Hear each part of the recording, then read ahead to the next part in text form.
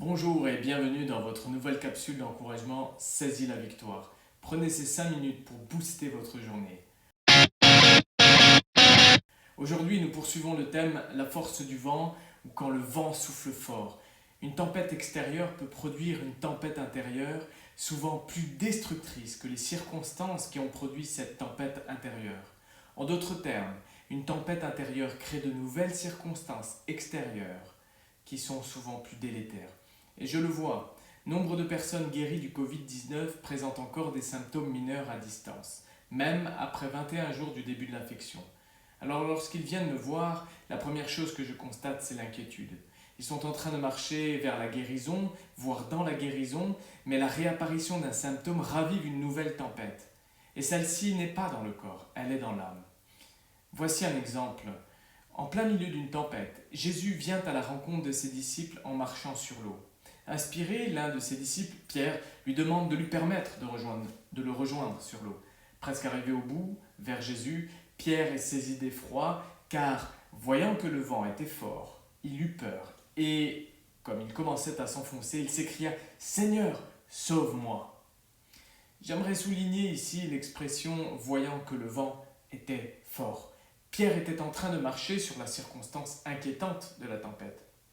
Mais à un moment donné, ses sens l'ont trahi, au point de rejeter une réalité supérieure. Il était en train de marcher sur l'eau.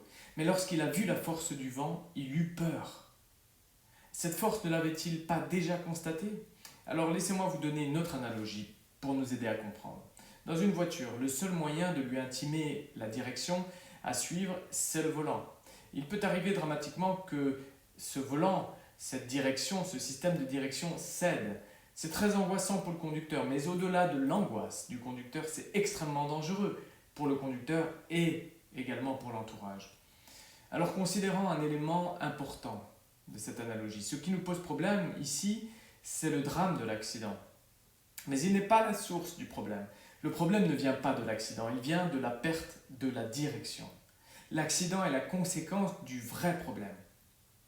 La tempête intérieure qui se joue en nous est la perte de direction. Quand nous perdons la direction de ce que nous sommes en train de réaliser, cela peut générer de plus graves circonstances pour nous-mêmes et aussi pour notre entourage. Pierre avait un objectif, rejoindre Jésus sur l'eau agitée par la tempête. Il faut rappeler que personne ne l'a obligé à faire cela. C'est l'objectif qu'il s'est donné et il a demandé à Jésus de lui permettre. Donc, il est dans cet objectif bien parti, mais lorsque ses sens lui montrent un seul élément dangereux, la direction cède, il perd l'objectif. Dans la guerre que nous vivons aujourd'hui, ne perdons pas l'objectif de ce que nous sommes en train de réaliser. Nous sommes en train de sauver des vies en évitant la propagation d'un outil de mort. Dans la tempête, ne regardez pas la force du vent autour de vous. Si vous êtes guéri, ne regardez pas aux symptômes qui peuvent revenir. Ne perdez pas la direction de ce que vous êtes en train d'accomplir. Et lorsque nous restons à la maison, nous sommes en train d'accomplir ce que Dieu nous demande, aimer notre prochain comme nous-mêmes. Alors si l'agacement du confinement ou la peur de péter un câble, à rester confiné, ou le sentiment de dépression, de l'isolement arrive, il est encore temps de freiner pour éviter l'accident et appeler à l'aide. Seigneur, sauve-moi. La force du vent devrait avoir un intérêt pour nous, nous aider à crier « Seigneur, sauve-moi ». Mais ce point appelle un dernier point que j'aimerais souligner. Jésus nous laisse l'honneur d'être ses mains et sa bouche sur terre. Prenons soin de ceux qui sont isolés, appelons ceux qui souffrent, appelons ceux qui sont seuls, ceux qui ont peur. Nous sommes à l'initiation d'un temps nouveau. Nous pouvons utiliser cette guerre pour revenir aux principes que Dieu nous a donnés. Les réseaux sociaux ne serviront plus alors à se montrer, mais à surmonter. Les relations passeront du virtuel au réel, du superficiel au profond.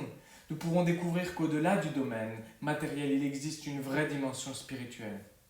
Nous prendrons le temps au lieu de le perdre. Nous reconnaîtrons que notre prochain est précieux au lieu de chercher notre valeur dans ses yeux. La force du vent devrait générer en nous une réaction de foi et d'espérance qui vont nous aider à aimer comme Jésus. Pierre n'a pas coulé. Jésus a saisi sa main et ensemble, ils ont saisi la victoire. Que Dieu vous bénisse. Nous vous aimons. Nous prions pour vous, nous sommes là pour vous. À bientôt pour la suite.